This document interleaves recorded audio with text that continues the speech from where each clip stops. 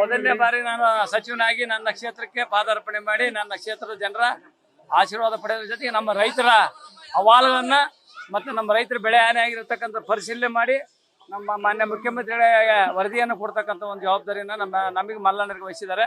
ನಾವು ಅದನ್ನು ಸಂಕ್ಷಿಪ್ತವಾಗಿ ಎಲ್ಲ ನಮ್ಮ ತಾಲೂಕುಗಳಿಗೆ ಭೇಟಿ ಕೊಟ್ಟು ಅದನ್ನ ವರದಿಯನ್ನು ತಗೊಂಡೋಗಿ ನಮ್ಮ ಮುಖ್ಯಮಂತ್ರಿ ಕೊಟ್ಟು ಮುಂದಿನ ರೈತರಿಗೆ ಯಾವ ರೀತಿಯಾದಂಥ ಅವರಿಗೆ ಪರಿಹಾರವನ್ನು ಇದು ಮಾಡಿಸ್ಬೇಕು ಅನ್ನೋದ್ರ ಬಗ್ಗೆ ಅವ್ರನ್ನ ಆಮೇಲೆ ಘೋಷಣೆ ಮಾಡ್ತಾರೆ.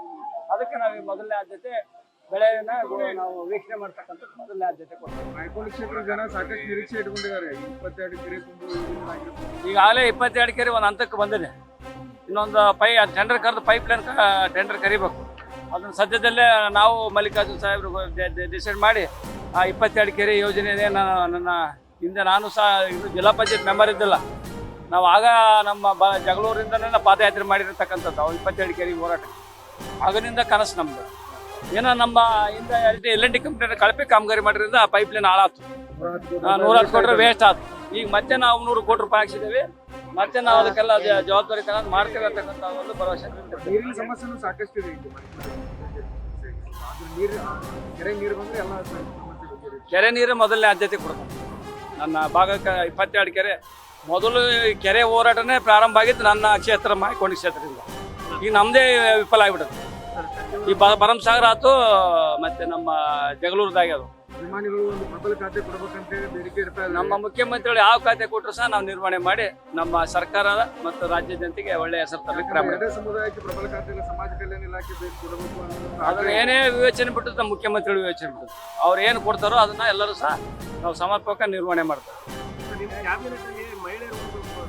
ಈಗ ಅದನ್ನು ಸಹ ಸದ್ಯದಲ್ಲೇ ಈಗ ಅದಕ್ಕೂ ಸಹ ಈಗ ನಾಳೆ ಅವರು ಅದನ್ನ ಭರ್ತಿ ಮಾಡ್ತಕ್ಕಂಥ ಕೆಲಸ ಮಾಡ್ತಾರೆ. ಸಾಕಷ್ಟು ಜನ ಸಚಿವ ಆಕಾಂಕ್ಷಿಗಳು ಈಗ ಎಲ್ಲರೂ ಕೇಳೋಕೆ ಆಗ್ತೈತೆ. ಆದ್ರಿಂದ ಅವ್ರು ಕೇಳಿದ್ರು.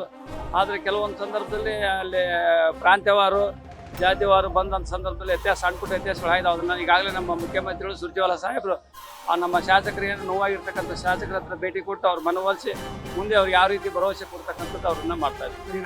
ಹೊಸದಾಗಿ ಶಾಸಕರಾಗಿದ್ರಿ, ಪ್ರಥಮ ಬಾರಿಗೆನೇ ಸಚಿವ ಸ್ಥಾನ ಸಿಕ್ಕಿದೆ. ಅದು ಏನು ಅನಿಸುತ್ತೆ ಸರ್ ಆ ವಿಚಾರ? ಏನಿಂದ ನನ್ನ ಕ್ಷೇತ್ರ ಜನರ ಆಶೀರ್ವಾದ ಅನ್ನಿಸ್ತದೆ. ನನ್ನ ಕ್ಷೇತ್ರ ಜನರು ಕೊಟ್ಟಿರತಂಥ ಆಶೀರ್ವಾದದಿಂದ ಇವತ್ತು ನಾನು ಸಚಿವನಾಗೇನೆ ಅಂತಕ್ಕ ಭಾಳ ಖುಷಿ ಆಗ್ತದೆ. ನಿರೀಕ್ಷೆ ಇತ್ತಲ್ಲ ಸರ್? ನಿರೀಕ್ಷೆ ಇತ್ತಲ್ಲ ಆಗ್ತೀನಿ ಅನ್ನೋದು ನಿರೀಕ್ಷೆ ಇತ್ತು ನನಗೆ. ನಿರೀಕ್ಷೆ ಯಾಕಂದ್ರೆ ನಮಗೆ ಒಂದು ಅವಕಾಶ ಸಿಗುತ್ತೆ. ಅದ್ರಾಗೂ ನಮ್ಮ ರಾಹುಲ್ ಗಾಂಧಿ ಅವರು ಸಾಮಾಜಿಕ ನ್ಯಾಯದ ಪರವಾಗಿರ್ತಕ್ಕಂಥವ್ರು ಮತ್ತು ಯುವಕರಿಗೆ ಆದ್ಯತೆ ಕೊಡ್ಬೇಕು ಅಂತಕ್ಕಂಥದ್ದನ್ನು ರಾಹುಲ್ ಗಾಂಧಿಯ ಕನಸು ನನಸಾಗಿದೆ. ಇದು ಒಬ್ಬ ಪೌರ ಕಾರ್ಮಿಕರ ಮಗನಿಗೆ ಇವತ್ತು ಕೊಟ್ಟಂತ ಒಂದು ಜಯ ಅಂತಕ್ಕಂಥದ್ದು ಇಡೀ ರಾಜ್ಯದಲ್ಲಿ ಇವತ್ತು ನನ್ನನ್ನು ಎಲ್ಲರೂ ಬೆಂಚಪ್ಪರಿಸ್ತಾ ಇದ್ದಾರೆ. ಅವನು ಸಹ ಈಗ ನಾವು ಏನು ಎಲ್ಲವನ್ನಪ್ಪ ನಮ್ಮ ಮುಖಂಡರ ಚರ್ಚೆ ಮಾಡಿ ಅವನು ಸರ್. ಈಗ ಲಾಸ್ಟ್ಗೆ ಇನ್ನೊಂದು ನಿಮ್ದು ಒಂದು ಪ್ಲಾನ್ ಅಂತ ಇರ್ತೈತೆ. ನಾನು ಶಾಸಕರಾದ ಸಚಿವರಾಗಿ ಅಂತ ಕೆಲಸ ಮಾಡ್ಬೇಕು ಅನ್ನೋದು ಆ ಥರ ಜಿಲ್ಲೆಗಾಗಲಿ ಜಿಲ್ಲೆಗೆ ನಮ್ಮ ಈಗಾಗಲೇ ನಮ್ಮ ಸಚಿವರಾದಂಥ ಮಲ್ಲಿಕಾರ್ಜುನ್ ಸಾಹೇಬ್ರೆಲ್ಲ 2-3 ಸರಿ ಈಗಾಗಲೇ ಸಚಿವರಾಗಿದ್ದಾರೆ. ಅನೇಕ ಅಭಿವೃದ್ಧಿಗಳನ್ನು ಮಾಡಿದ್ದಾರೆ. ಇನ್ನೂ ಅಭಿವೃದ್ಧಿ ಮಾಡೋಂಥವು ಬಾಕಿ ಇದ್ದಾವೆ. ಅವನ್ನ ಅವ್ರ ಜೊತೆ ಕೈ ಜೋಡಿಸಿ ನಾನು ಸಹ ಉತ್ತಮವಾದ ಕೆಲಸ ಮಾಡಲಿಕ್ಕೆ ಪ್ರಯತ್ನ ಮಾಡಿದೆ. ಅದ್ರಾಗ ವಿಶೇಷವಾಗಿ ಮಾಯ್ಕೊಂಡಕ್ಕೂ ಸಹ ನಾನು ಹೆಚ್ಚಿನ ಆದ್ಯತೆ ಕೊಟ್ಟು ನನ್ನ ಕ್ಷೇತ್ರಕ್ಕೆ ನನ್ನ ಕನಸಿತ್ತ ಅವನ್ನ ಭರ್ತಿ ಮಾಡಿ ಅದನ್ನ ಕಾಮಗಾರಿ ಪ್ರಾರಂಭ ಮಾಡ್ತೀನಿ. ಅದು ಒಂದು ಕಾಂಗ್ರೆಸ್ನ ನಾನು ಮೊದಲನೇ ಕಾಂಗ್ರೆಸ್ಗೆ ನಾನು ಧನ್ಯವಾದ. ಕಾಂಗ್ರೆಸ್ನಲ್ಲಿ ಒಬ್ಬ ಸಾಮಾಜಿಕ ನ್ಯಾಯ ಕೊಡ್ತಕ್ಕಂಥ ಅವಕಾಶ ಇದೆ. ಈಗ ನಮಗಿರೋದು ಹೈಟೆಕ್ ಆಸ್ಪತ್ರೆ ಕಟ್ಟಬೇಕಂಥದ್ದು, ಮತ್ತೆ ನಮ್ಮ CG ಹಾಸ್ಪಿಟಲನ್ನು ಸಹ ಅದನ್ನು ಮೇಲ್ದರ್ಜೆಗೇರಿಸಿ ಅದನ್ನು ಸಹ ಹೊಸ ಬಿಲ್ಡಿಂಗ್ ಕಟ್ಟಕ್ಕೆ ನಾನು ನಮ್ಮ ಸಚಿವರು ಒತ್ತಾಯ ಮಾಡಿ ಮಾಡಿಸ್ತೀವಿ. ಈಗ ನನ್ನ ನಿಜವಾದ ಇವತ್ತೇನಾದರೂ ನಾನು ಗೆದ್ದಿದ್ದೀನಿ CG ಹಾಸ್ಪಿಟ್ಲ್ ಅಂತಕ್ಕಂಥದ್ದು. ಅನೇಕ ನಾನು CG ಹಾಸ್ಪಿಟ್ಲಲ್ಲಿ ಅನೇಕ ಕೊರೋನಾದಲ್ಲಿ ನಾನು ಮಾಡಿರ್ತಕ್ಕಂಥ ಕೆಲಸ ಎಷ್ಟೋ ಜನರ ಜೀವ ಉಳಿದವು, ಎಷ್ಟೋ ಜನರ ದಪ್ಪ ಮಾಡಿದ್ದೀನಿ.